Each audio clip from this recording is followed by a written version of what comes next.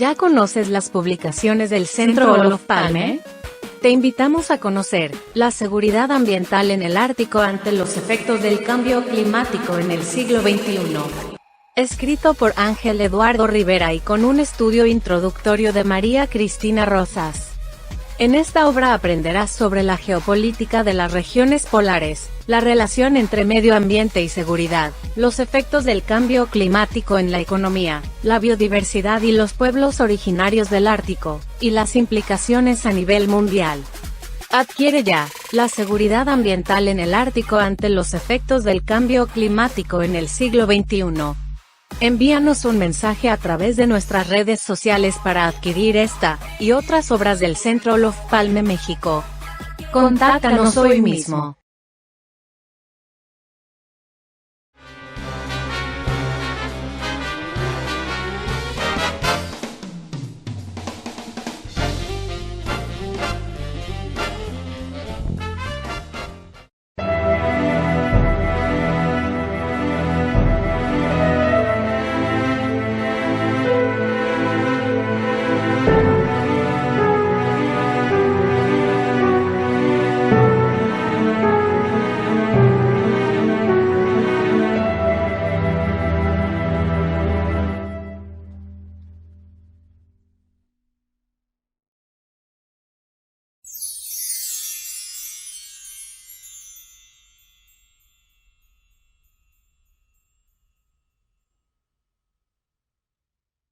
Muy buenas tardes, sean todos, todas bienvenidos a una emisión más de esta serie de entrevistas que pone a su consideración el Centro Olof Palme México.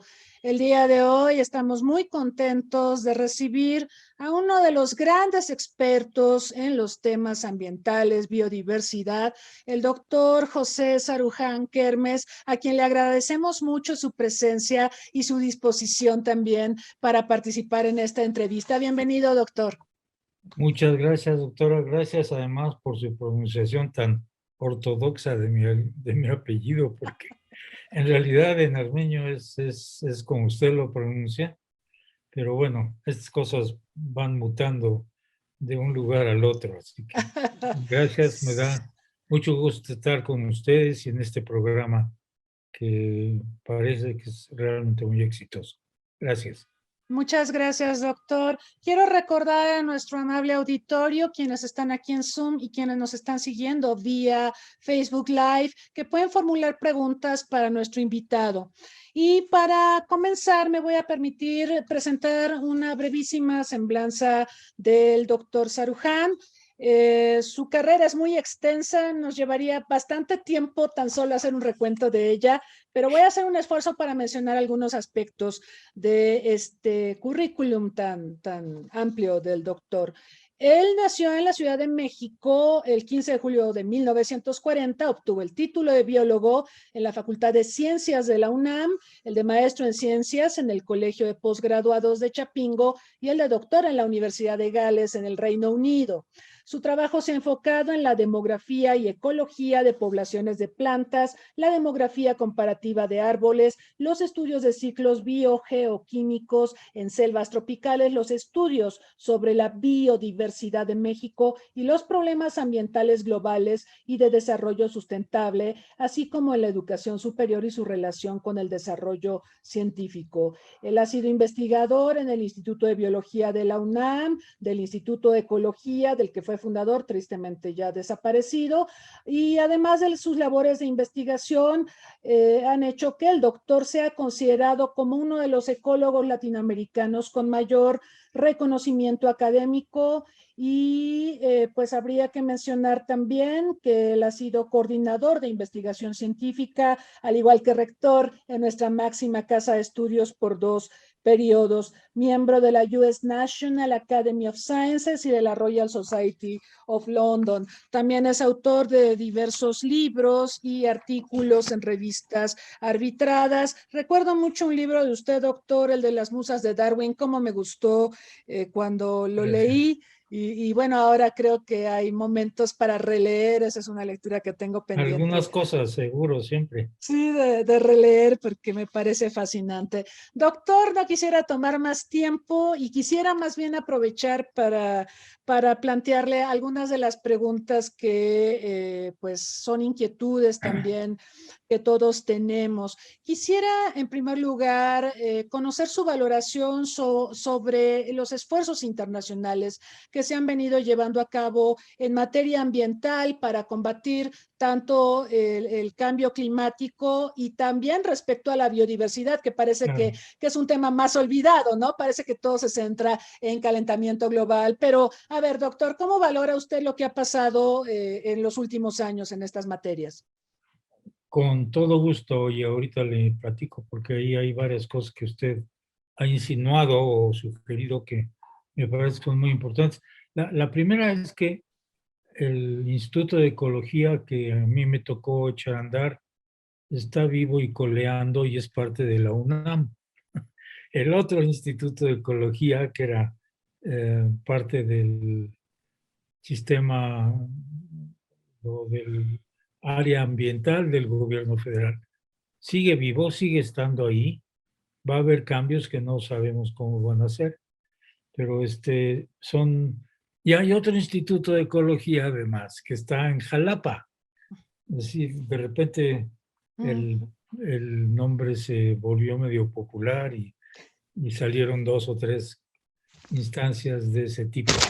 Pero no, en el que yo eché a andar y del cual yo soy parte, es el Instituto de Ecología que está en Ciudad Universitaria y que está dirigido ahora por una espléndida directora, Ana Escalante, que es muy joven, lo cual va muy bien y que yo creo que va a ser un trabajo espléndido.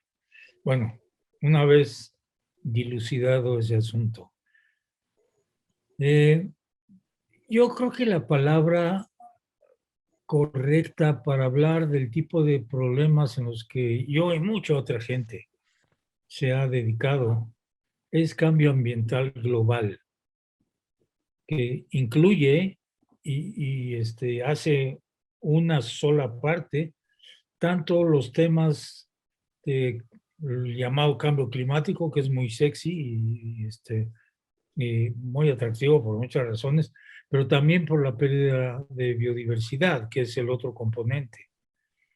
Yo creo que ese es el resultado simplemente de la, ¿cómo se llama? De la forma estanca en que se han tratado tantas cosas en el mundo, en tantas áreas.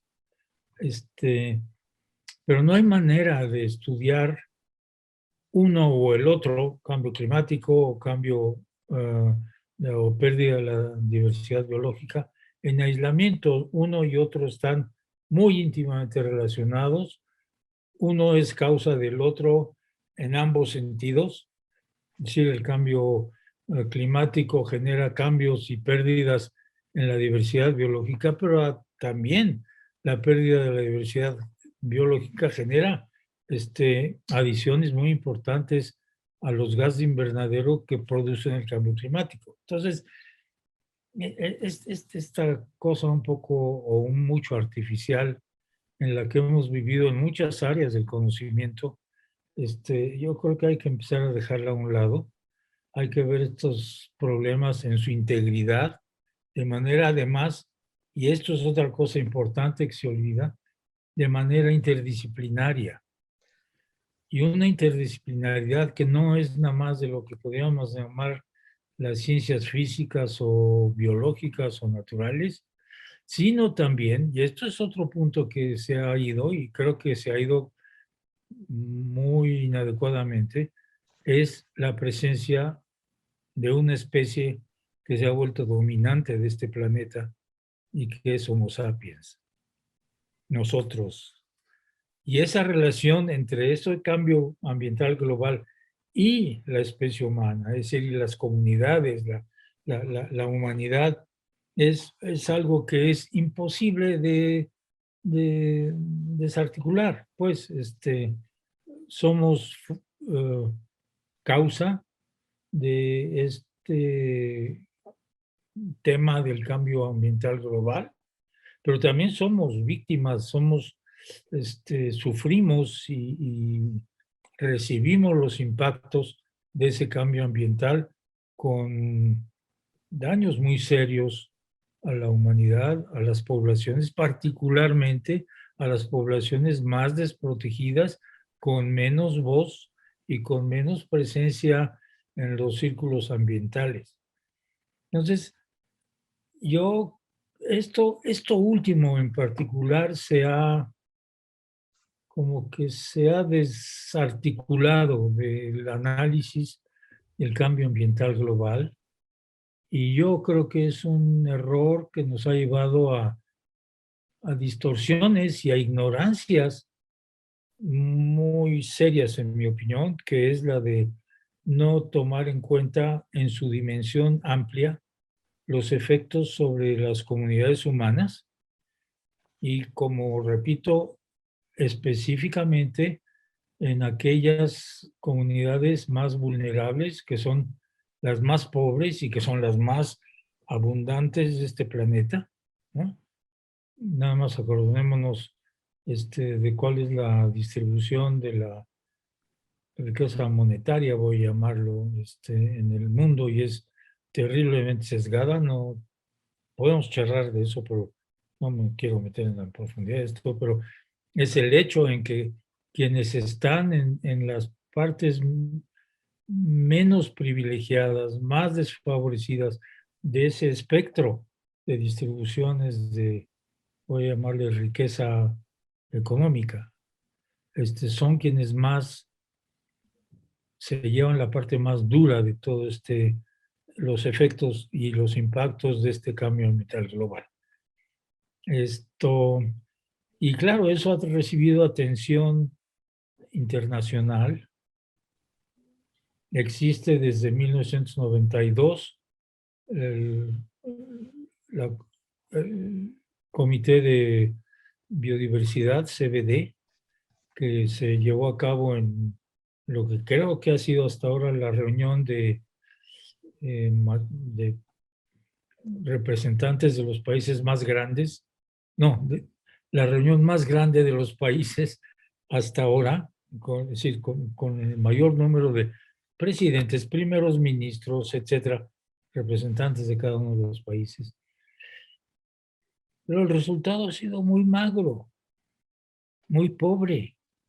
El resultado en el sentido de que estos problemas, que pues ya tienen sus 30 años por lo menos, si es que más, digo, el problema tiene mucho más tiempo, de que ha recibido la atención de la sociedad internacional, voy a llamarle, pues por lo menos son esos 30 años en que se echó a andar el CBD en Río de Janeiro, en 92. Y de ahí obviamente se generaron otras instancias que han estado viendo problemas de certificación, de tráfico ilegal de especies, toda una serie de aspectos, componentes de ese problema de cambio ambiental.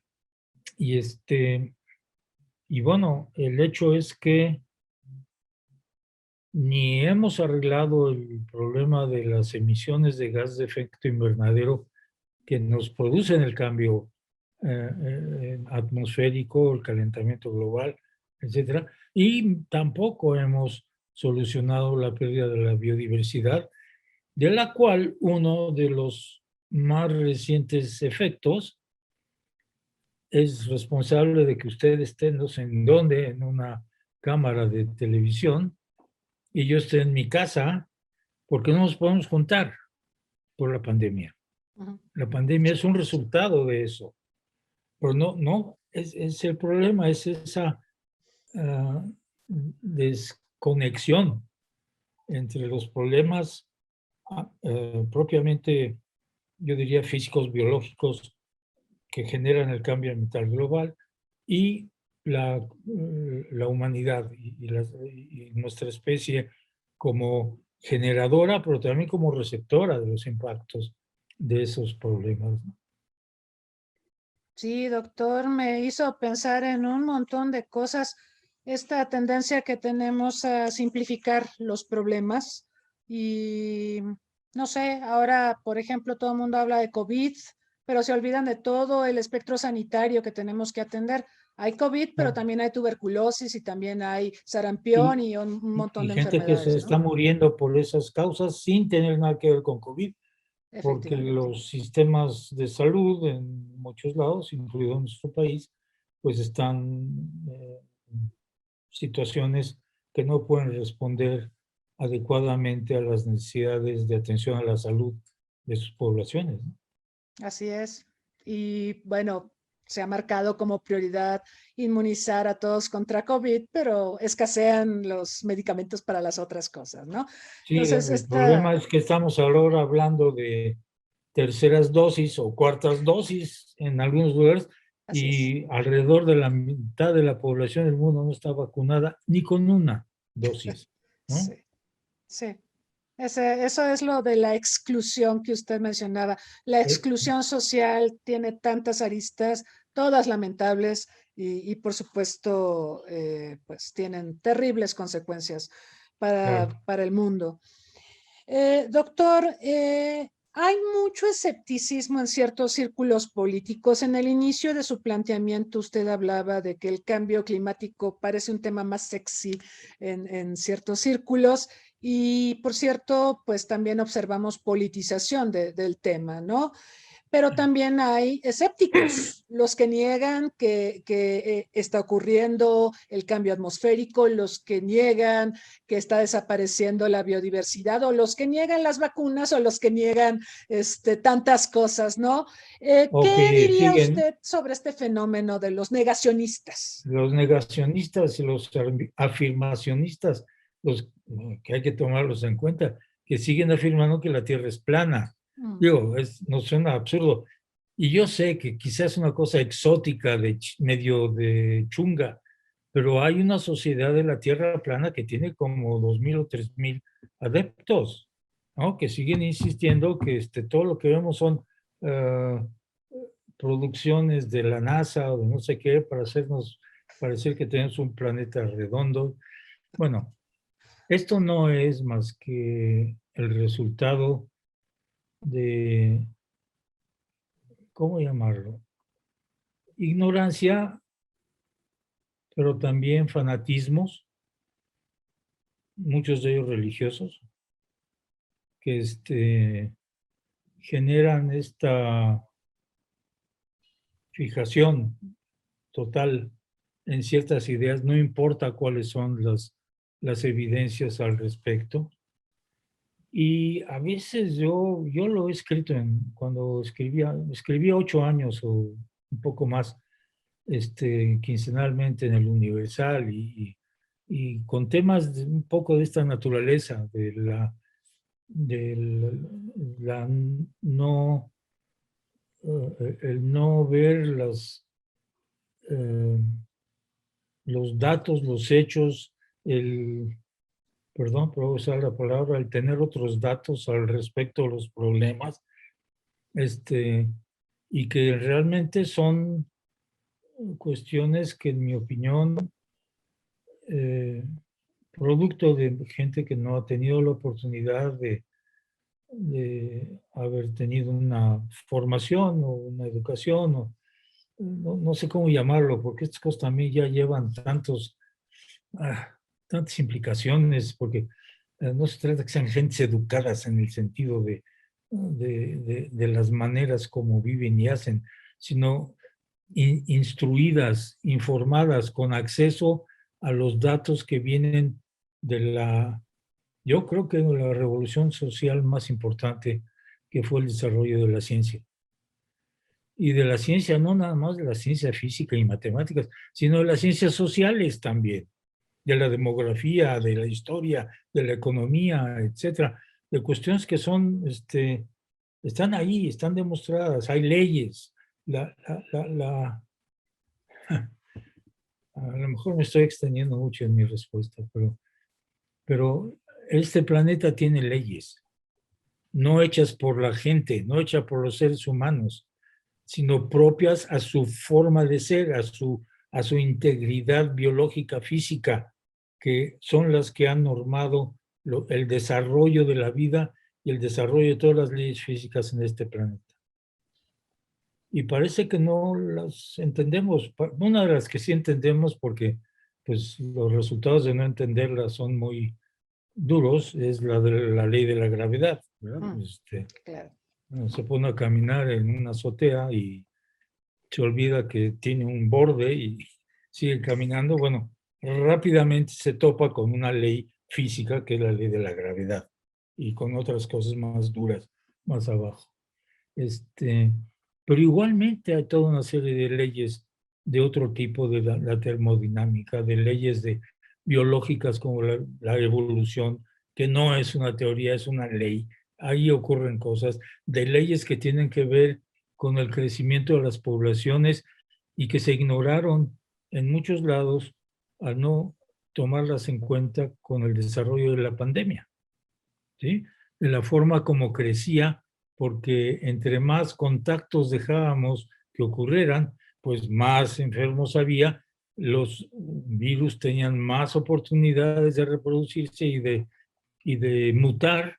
Y bueno, ya no quiero entrar en esto, no es el tema de la charla de hoy, pero esas son leyes de la biología que no podemos ignorar y que desafortunadamente también nuestros sistemas educativos no han sabido, no hemos sabido transmitir adecuadamente. Los conocemos, pero yo he sostenido que tenemos un problema quienes estamos en el área de la investigación, y por investigación quiero hablar lo mismo en investigación en ciencias físicas, matemáticas, las ciencias duras, como le llaman, como las biológicas, como las ciencias sociales, como las humanidades, como la economía. No hemos sabido transmitir a la población, a las poblaciones, en la medida que deberíamos haber hecho y de la manera como deberíamos haberlo hecho, es decir, de manera accesible, creíble, asumible en el aparato cognoscitivo de la gente, sin que se vuelvan expertos, pero que entiendan que hay estas cosas y que no podemos ir contra ellas, ¿no? Y que, bueno, hemos ido contra ellas, pero los resultados no son nada gratos. Tocó un tema que me parece toral, la divulgación de la ciencia, que es Sí, una señora. de las tareas que todos los que nos dedicamos a esto tenemos y que cumplimos en mayor o en menor medida. ¿Qué es Claro. lo que está fallando en la divulgación de la ciencia, en su opinión, doctor? Bueno, en primer lugar, otra vez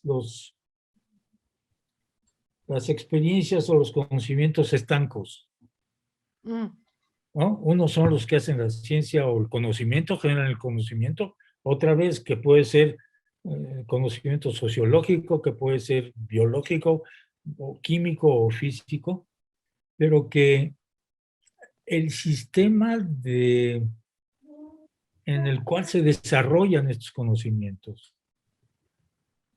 no valora el hecho de la transmisión entendible y creíble a la sociedad.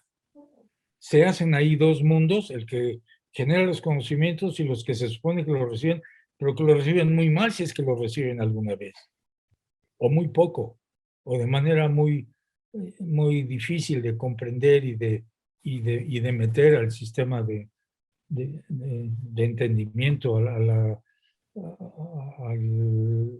cuestión esta gnóstica que permite tener una buena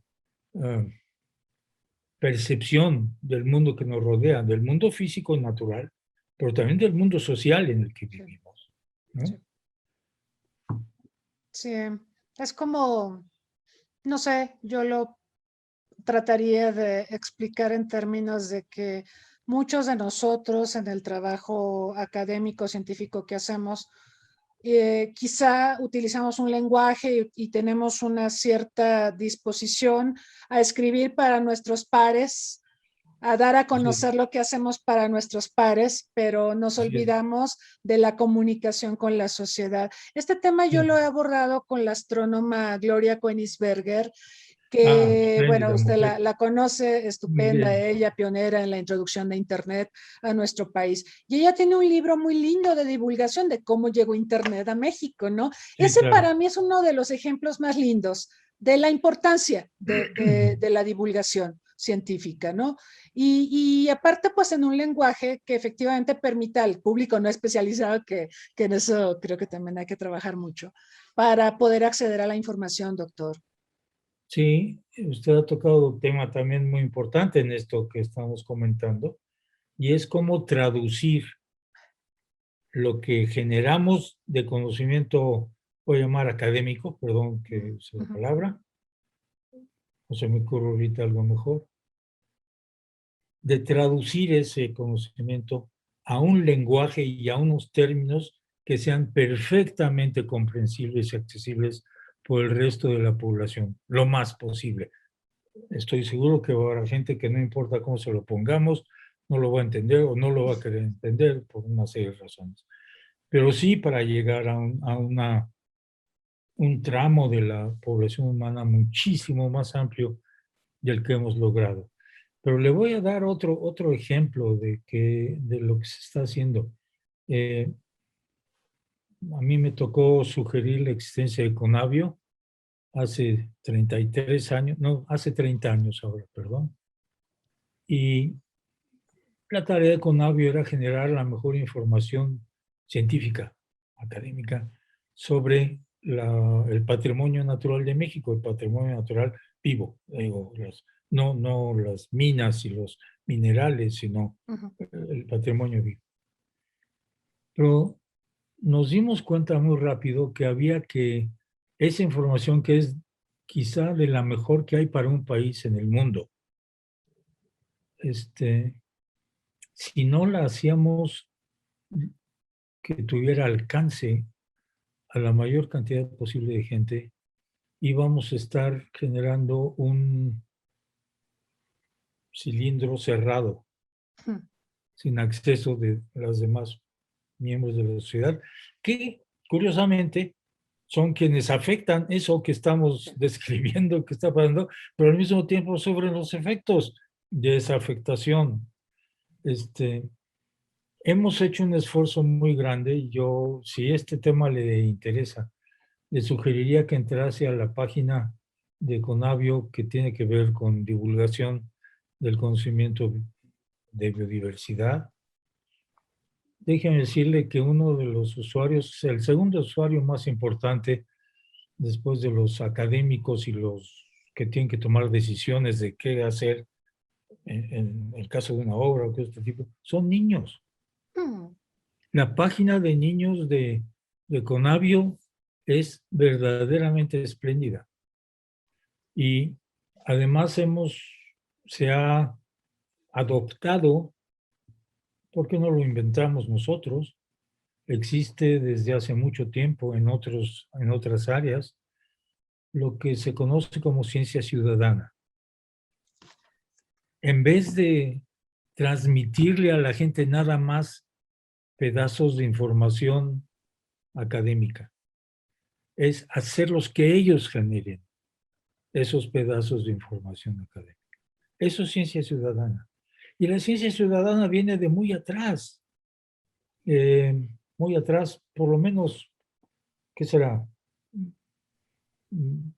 La primera mitad del siglo pasado, con los astrónomos, ni más ni menos. Mm.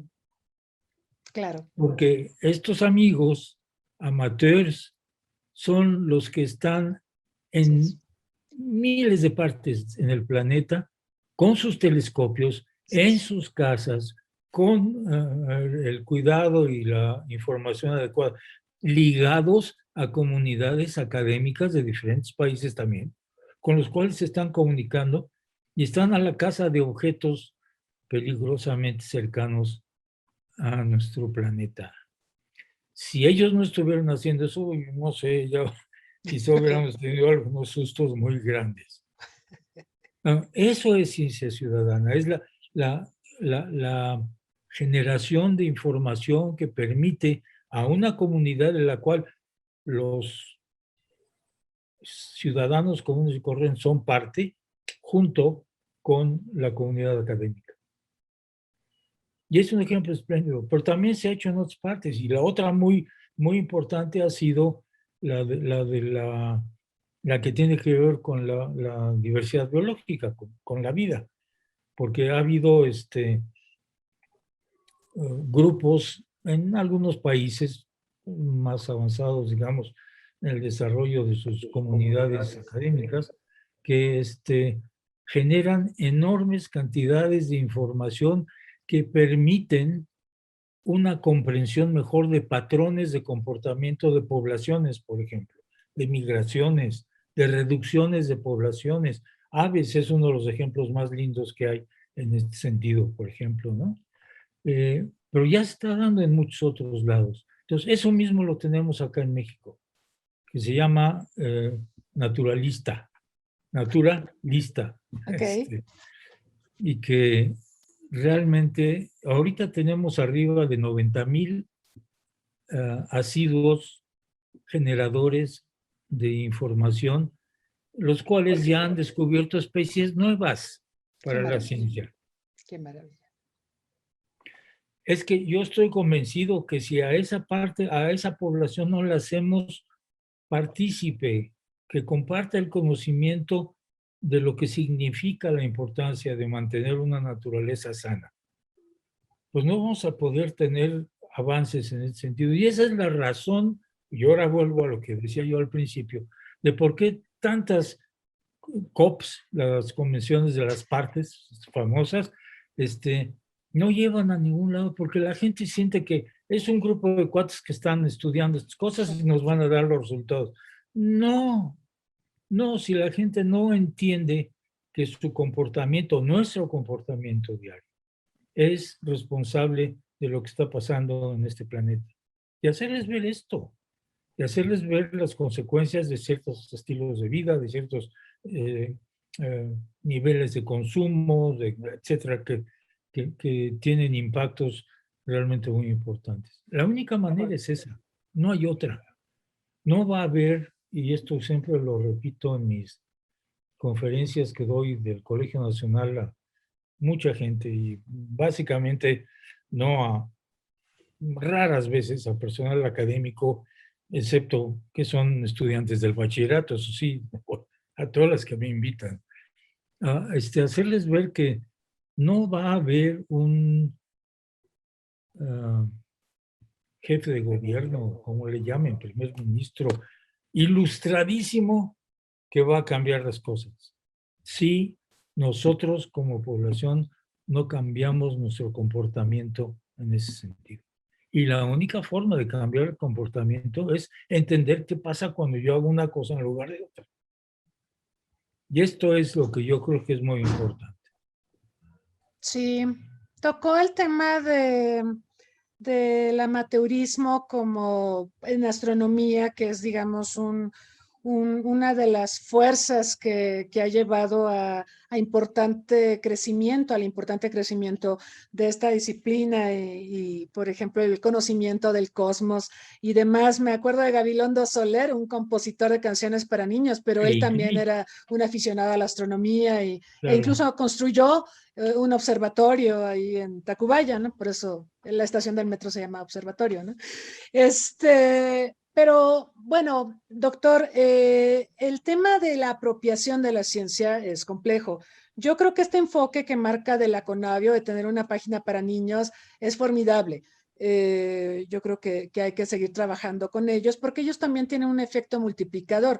O sea, el niño cuando descubre algo que le interesa, lo comenta con su familia, lo comenta con sus padres y esto empieza a generar una masa crítica alrededor de los temas, ¿no? Entonces, es formidable. Ojalá este tipo de experiencias se puedan reproducir también en otros portales, porque a veces se puede hacer con prácticamente todas las áreas de conocimiento, si existe el interés por parte de los que generan el conocimiento, de hacer esa traducción y buscar clientes que empiecen a formarse, digamos, con esa información. Claro. Ahora, sobre esta suerte de inventario en el que usted ha trabajado sobre los recursos vivos de nuestro país, yo creo que es importante visibilizarlos. Mire, yo trabajo mucho los temas de seguridad, seguridad nacional, seguridad internacional. Y, por ejemplo, hay delitos que sí están tipificados, el tráfico ilícito de especies en peligro, pero los castigos no tienen nada que ver con el castigo que se le hace a alguien que trafica drogas, por ejemplo, ¿no? O sea, está mucho más penado el tráfico de drogas u otros ilícitos que, por ejemplo, el tráfico ilícito de especies amenazadas, animales, vegetales. ¿Qué tenemos que hacer? O sea, yo entiendo esta parte de apropiarnos el tema. Si conocemos lo que tenemos, lo valoramos y lo cuidamos. O sea, es como que va junto con pegado. Pero ¿qué más tendríamos que hacer, por ejemplo, para proteger a este patrimonio vivo que tenemos en nuestro país, que está lamentablemente muy depredado? Hay que ver los índices de deforestación y el tráfico de especies amenazadas y todo O esto. sus partes, sí, como el marfil, por ejemplo. Por ejemplo. Eh, yo creo que volviendo al contenido de las charlas que hoy no se las voy a repetir, estoy hablando nada más de los temas que están y que trato de enfatizar lo más posible. Es que así como que si yo desconozco qué pasa si yo uso X o Y productos que tienen consecuencias dañinas para el medio ambiente, ¿no? Y uso autos que consumen una cantidad fenomenal de combustible y el efecto que eso tiene. Que eso es indispensable para que la gente en buena lid, en buena razón, modifique su comportamiento. El problema que tenemos con el ambiente, sociedad, ambiente, es comportamiento, nosotros. Sí. Y hay que incidir en cambiarlo. Pero incidir en cambiarlo es una tarea demasiado complicada y dura solo para los biólogos, ecólogos, forestales, veterinarios, etc. Y otra vez volvemos al tema, la interdisciplina. Sí. ¿Cuántos psicólogos sociales están metidos en generar discursos y conceptualizaciones que ayuden a que la gente asuma estas cuestiones de mejor manera? Prácticamente ninguno, muy pocos. ¿Sí? Y es un trabajo que hay que hacer juntos. Así como para entender cuestiones que tienen que ver con desarrollo sustentable. Se requieren no nada más gente que estudie las emisiones de CO2 y la pérdida de la biodiversidad y las cosas de toxicología ambiental, sino también se requieren economistas, sociólogos, filósofos, ¿no? Y yo digo que psicólogos experimentales que han trabajado en esto. Hay un montón de psicología experimental hecha en entender, por ejemplo, la reacción de la gente que los convierte en racistas, ¿no? Hay un libro bellísimo escrito por, creo que, si no me equivoco, es una socióloga Kennedy en los Estados Unidos. Se llama Bias, B-I-A-S. Y usted estando en el área en la que está, se lo recomiendo, si no lo ha leído. Y la cantidad de experimentos que se hacen para demostrar que la gente aprende de su medio esta cuestión del sesgo hacia ciertas razas, ¿no? El que a una persona le da más susto ver a un conductor en el auto de color que blanco, ¿no? Sí. O de otra raza, pues. Eso a mí me encantó ese libro, pues está extremadamente bien articulado para demostrar que hay toda una cuestión en que la vida normal está induciendo a la gente hacer juicios racistas en un montón de cosas. Bueno, lo mismo debería estar pasando con esas cuestiones que tienen que ver con la protección del ambiente, ¿no? Podremos acabar con una, ojalá, una población humana totalmente egalitaria en todos sentidos de raza, religiones, ¿no? Comportamientos, preferencias sexuales, pero nos vamos a morir porque vamos a estar en un planeta inhabitable. Claro, claro. Esto es lo que no ha ocurrido después de más de 30 años de reuniones internacionales, de cosas de estas, de discusiones, de defensas a ultranza de las agendas nacionales de los petroleros, de los gentes de la industria automotriz, de la agroindustria, etcétera, que están defendiendo sus cotos de economía y de poder, a más no poder, sin importarles los resultados de esto. Y ahí ya nos metemos a todos los sistemas financieros y económicos horribles que no son parte de la naturaleza, eso los hemos creado nosotros y los podemos cambiar. Lo que no podemos cambiar son las leyes de la naturaleza.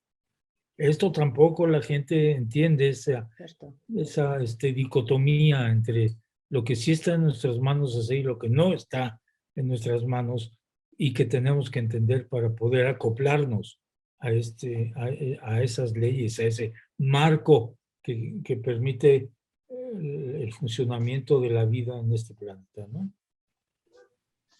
Muy bien, doctor. Tengo varias preguntas, pero ya empezaron a llegar bastantes. Muchas felicitaciones a usted. El doctor Sarucán, el mejor rector que ha tenido la Universidad Nacional. Lo felicitan mucho por su trabajo, etcétera. Y bueno, además de las felicitaciones, que son bastantes, le preguntan, a propósito del comentario que hizo sobre las razones por las que estamos en esta pandemia, si las cosas siguen tan mal, ¿podemos esperar peores pandemias que la actual? Pues no veo por qué no. Yo no puedo, no puedo profetizar estas cosas porque son producto de una serie de fenómenos que se concatenan y de repente tienen un resultado, voy a llamarle trágico, pues, como fue lo de la pandemia.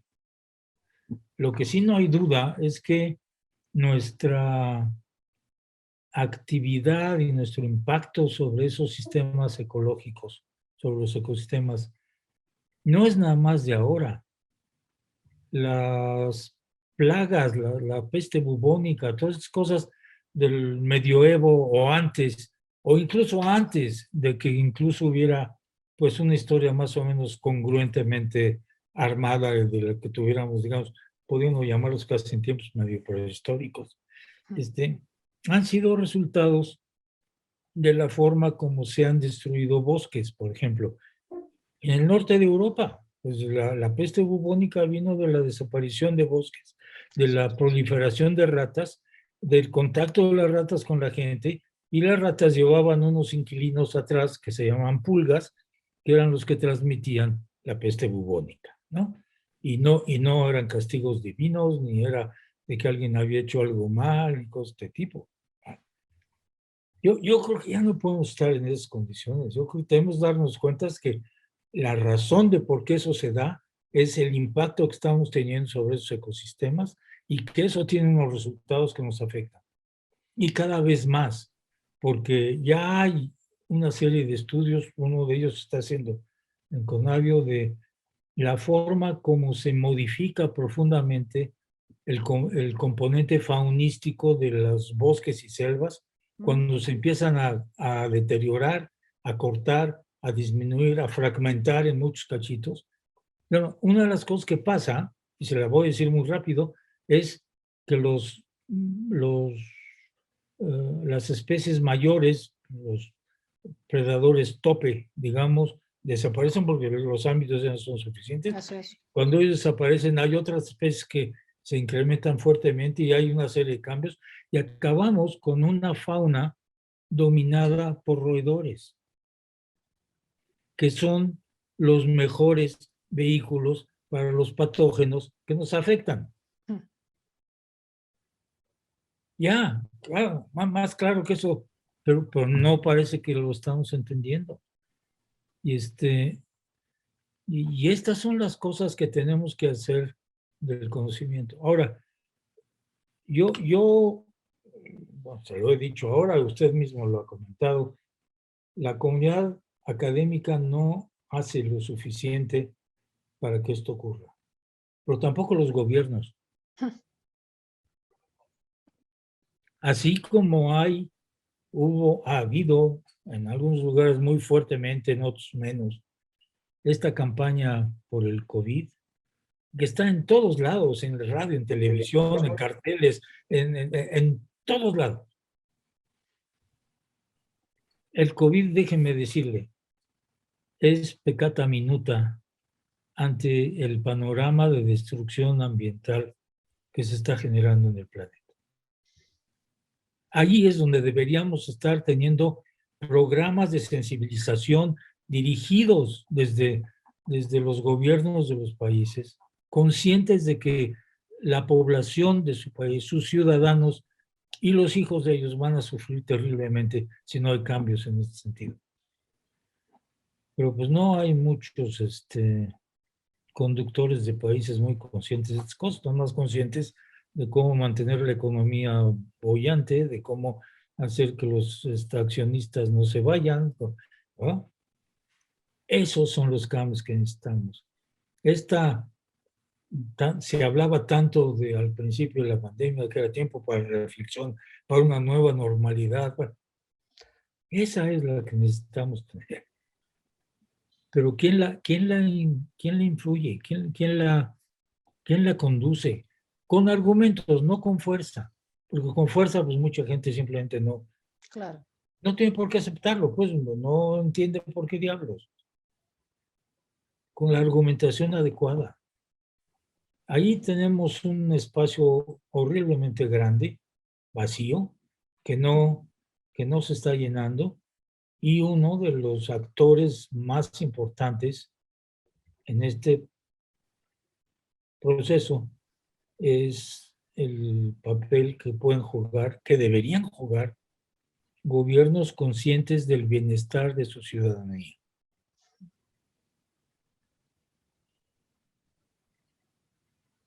No vemos muchos gobiernos así en estos tiempos, doctor.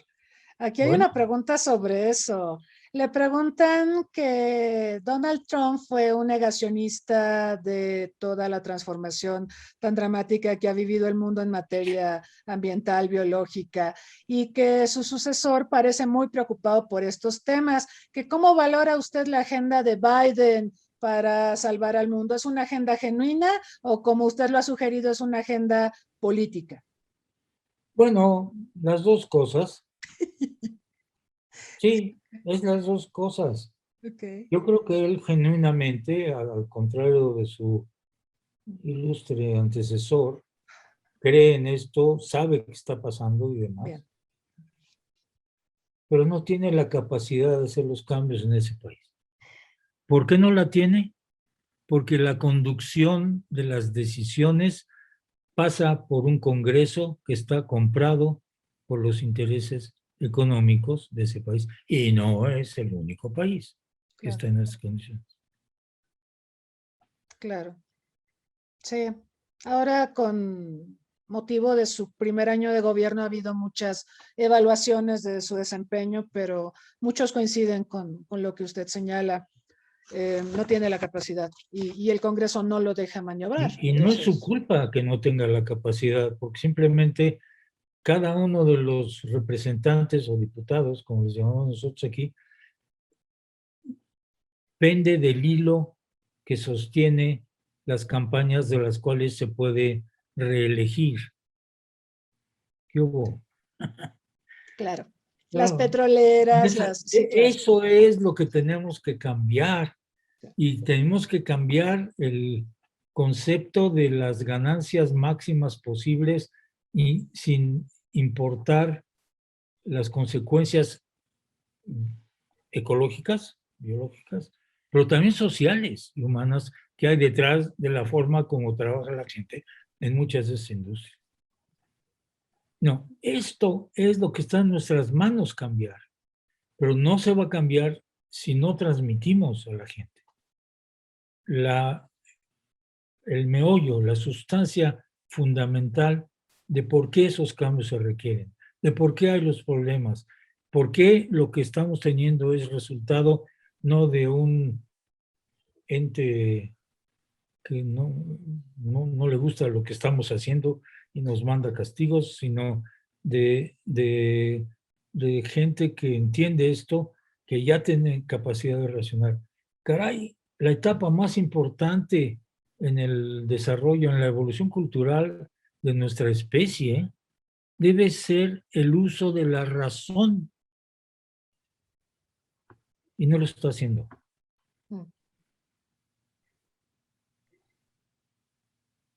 Lamentable. Aquí le hacen una pregunta, no del tema que estamos abordando, pero se la voy a leer. Le preguntan que cuál fue el momento más grato que recuerda de su paso por la rectoría en la UNAM.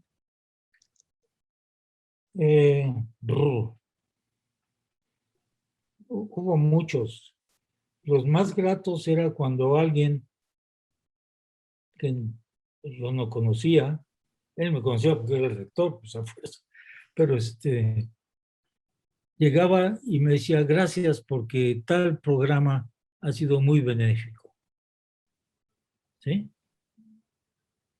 O por ejemplo, porque alguien venía y decía, acabo de poder atender a mi esposa que tenía un problema de salud enorme, complicadísimo, y que sin el seguro para gastos médicos mayores que se instituyó cuando yo estaba, sin eso no hubiera podido hacerlo. Gracias. Esos son los momentos, porque uno no hace eso para tener esa respuesta. Uno lo hace convencido que hay necesidad de esto. Pero cuando la respuesta viene, créame, es muy gratificante. Sí, debe ser, debe ser. Doctor, hace un rato en el principio de la entrevista usted hacía una aclaración muy pertinente del Instituto Nacional de Ecología de la UNAM, diferente del federal y diferente del de Jalapa. El de la UNAM no es Instituto Nacional. No es instituto, es el Instituto de Ecología. Ecología, sí. Así como es Instituto de Geografía, etc. Exacto, como el Instituto de Geografía y el Instituto de Investigaciones Estéticas y todo esto, sí. Entonces, muy pertinente. Doctor, sin embargo, hemos recibido noticias sobre una reestructuración del Instituto Nacional de Ecología y del Instituto Mexicano de Tecnología del Agua. Entiendo que la importancia de estas entidades es sobre todo por el trabajo técnico de expertise que puede proveer para el análisis de estos temas. En esta reestructuración se ha hablado de que pues, este tipo de tareas podría realizarlas la Semarnat. ¿Cuál es su opinión al respecto, doctor? Bueno, es que yo no entiendo ese argumento porque ellos son parte de la Semarnat, aunque sean entidades que trabajan con autonomía, como lo hizo Conavio por 30 años prácticamente. Y yo creo que, y estoy convencido de ello, que cualquier gobierno, como lo hay en muchos países, requieren de instancias de investigación que generen información de manera, ¿cómo se genera la investigación? O sea, de manera independiente y totalmente, ¿cómo se llama? Factual, ¿no? O no es investigación, es otra cosa, es ideología o es X otra cosa. Y esto es muy importante, que ocurra en áreas que son críticas. Electricidad con el Instituto de Investigaciones Eléctricas, agua con el INTA y con agua también, las dos cosas, aunque con agua tiene mucho más que ver con la gestión del líquido, ¿no? Y el INEC también, que tiene que ver con cuestiones de cambio climático, y Conavio, que ha tenido que ver con la parte biológica. Yo no puedo pensar en ningún país que ha tenido un desarrollo primero interno de su sociedad fuerte, firme, lo más firme posible, con sin estas instituciones adecuadamente. ¿Ah? En Estados Unidos, con todo y el señor Trump, NASA, que NOAA, que es la National Oceanographic Atmospheric Institution, es el que da todas las cuestiones sobre cambio climático y demás, todas son instancias que hacen investigación independientemente. A pesar de que algunas gentes, como uno de los Bush, el segundo, y este señor Trump, pusieron cortapisas a lo que podían incluso decir los investigadores de ahí. Bueno, pero sustancialmente esas instituciones no se modificaron, no se cambiaron. Y siguen haciendo, conozco a varios de los directores en esos lugares, y son gente absolutamente de primera, con una objetividad en el trabajo que se hace, independientemente de tintes de cualquier tipo ideológico. Yo creo que eso es lo que debería pasar. Claro, claro, porque si vamos a hacer negociaciones políticas, digamos, entre países, necesitamos los insumos científicos para poder... Y el conocimiento y el conocimiento, claro. Usando esta palabra gringa o no gringa inglesa. Claro. Y la experiencia, Claro. el saber cómo de estas cosas, porque de otra manera pues vamos a jugar un juego para el cual no estamos preparados. Claro, claro. Y en este sentido, doctor, estamos ya entrando en la etapa final de la entrevista, pero hay un par de cuestiones. Hay una pregunta que ahorita le voy a formular del público, pero en este sentido de reestructuraciones que se están haciendo en la administración pública, ¿cómo ve a la Conavio? ¿Qué futuro le ve a la Conavio? Bueno,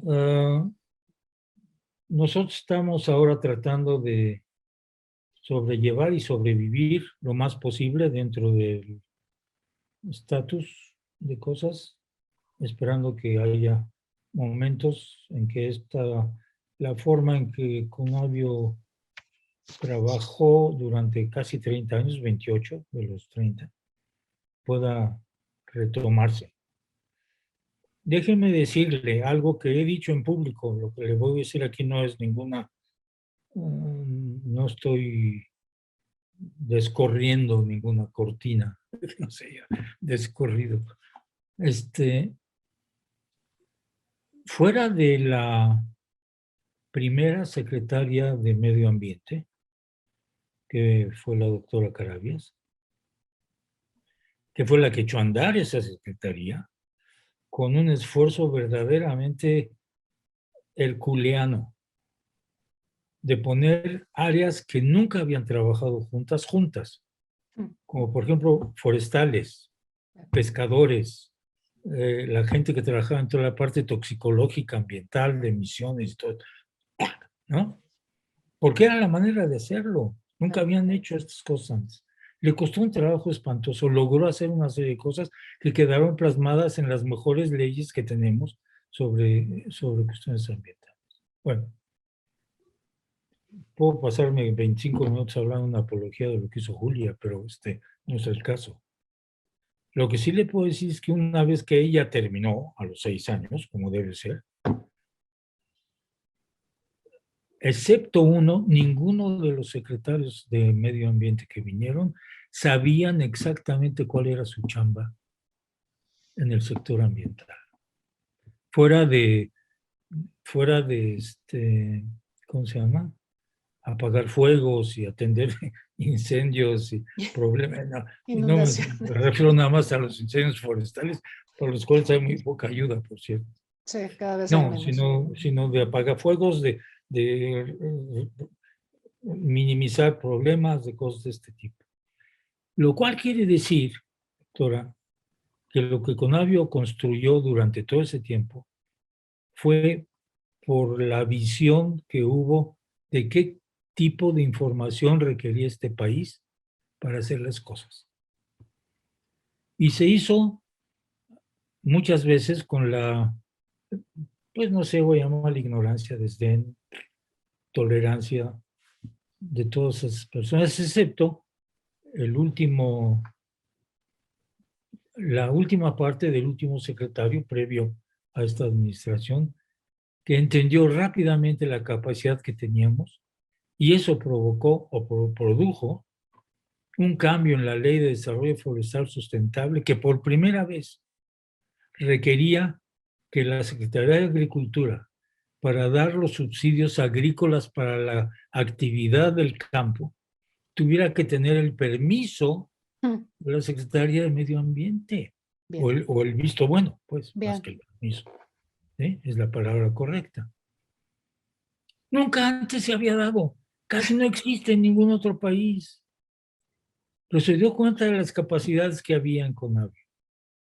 Tanto de trabajo con imágenes satelitales y mapas de alta resolución, como de generar los instrumentos que permitían darle una respuesta instantánea, y cuando digo instantánea es en 3 segundos, a los campesinos que pedían su subsidio, si lo podía tener o no, dependiendo de dónde estaba su parcela, precisamente en el territorio mexicano. Si fuera de áreas naturales protegidas, fuera de áreas de reforestación hechas por la CONAFOR, fuera de áreas que habían sido quemadas al propósito y que por 20 años no podían tener, etcétera, ¿no? Eso es lo que creo que se requiere para tomar buenas decisiones de dónde hacer las cosas, cómo hacer las cosas.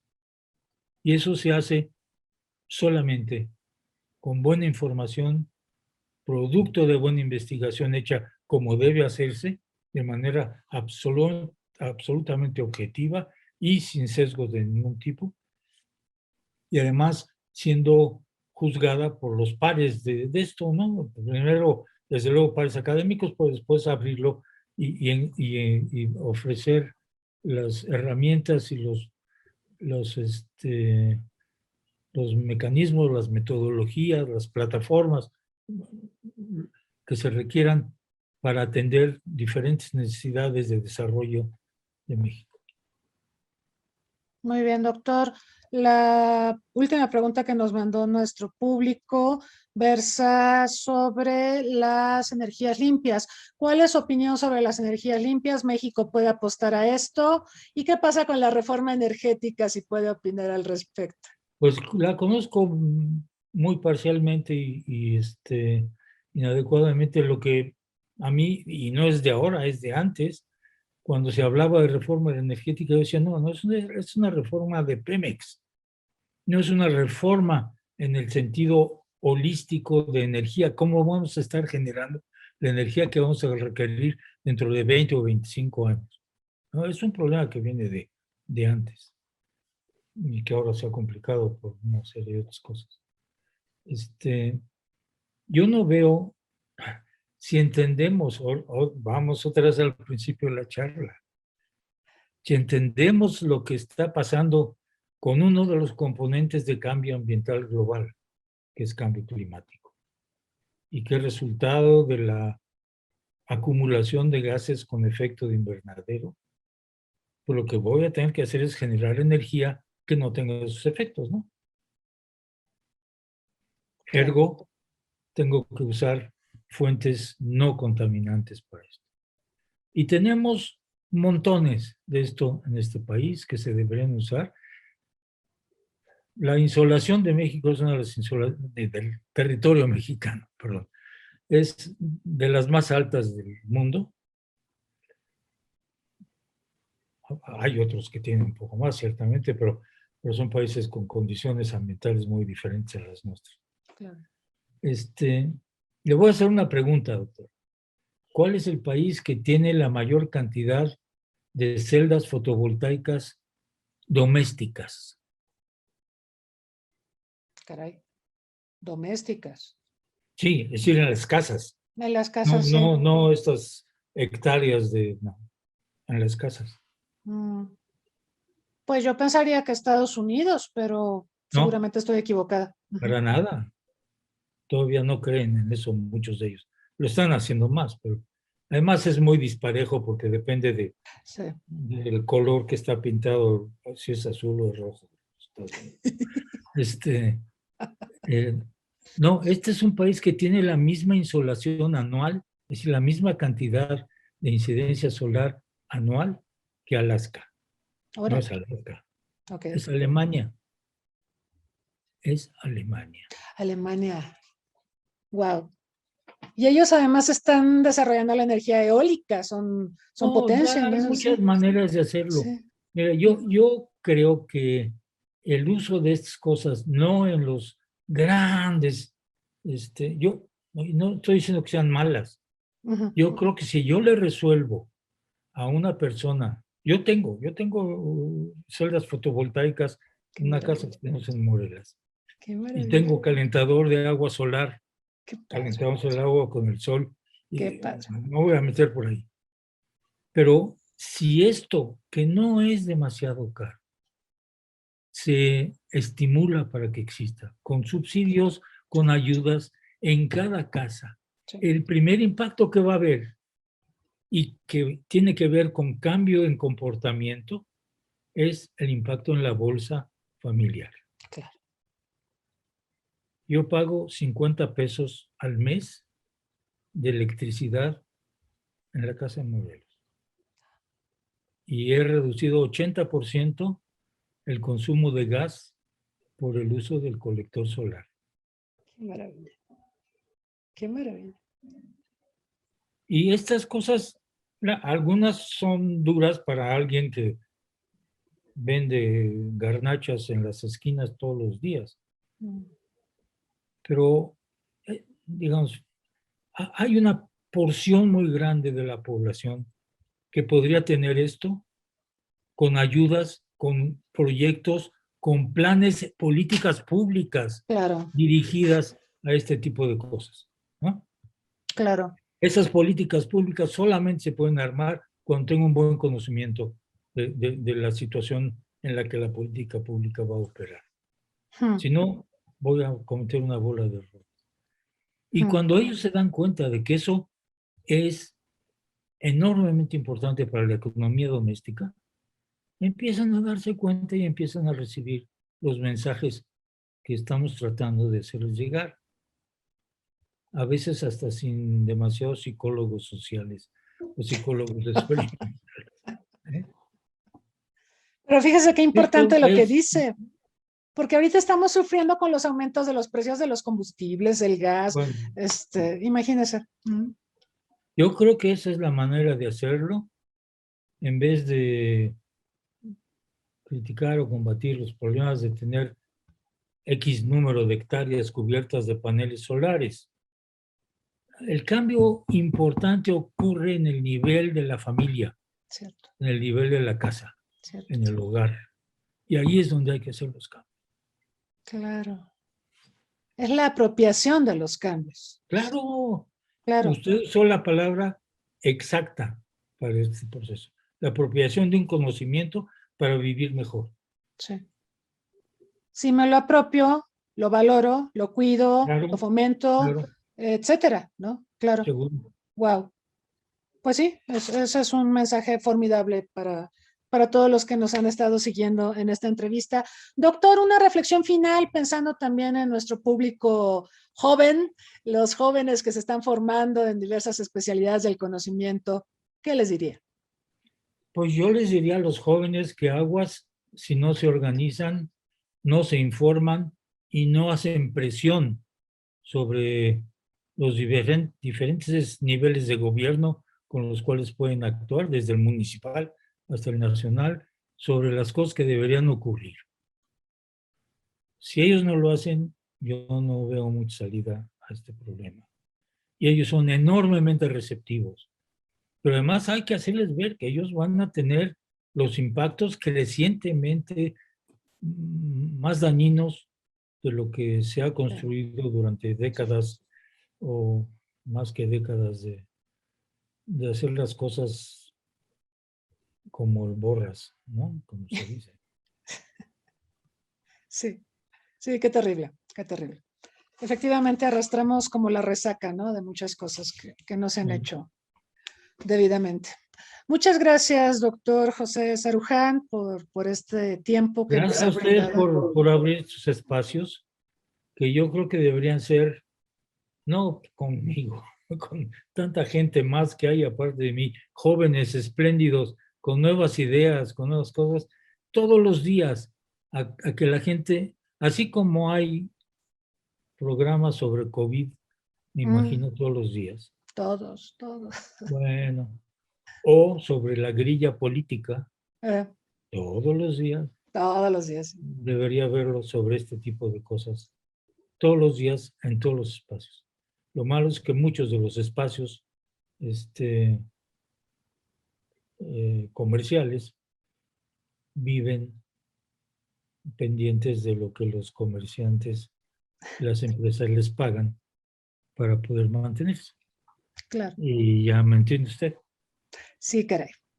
Y aparte, bueno, creo que el tergiversar la información se le da a mucha gente en esta globalización. No, además, sí. yo le puedo enseñar una cantidad amplísima de medios, libros, películas, documentales, etcétera, hechas para distorsionar la ciencia en toda una serie de campos. Sí.